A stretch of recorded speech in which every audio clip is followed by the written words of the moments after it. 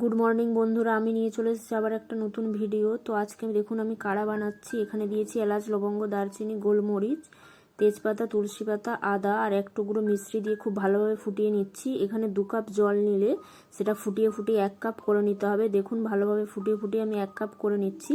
এবার আমার ফেভারিট কাপটা নিয়ে তাতে দিয়ে দিচ্ছি 1/2 টিস্পুন মধু। এবার কাড়াটা ছেঁকে নেব। কাড়াটা ছেঁকে নেওয়ার পর খুব ভালোভাবে কাড়াটা মিক্সড করে নিতে হবে মধুর সাথে, যেন খুব ভালোভাবে মিক্সড হয়ে যায়। এটা ঠান্ডাতে খুবই উপকার দেয়।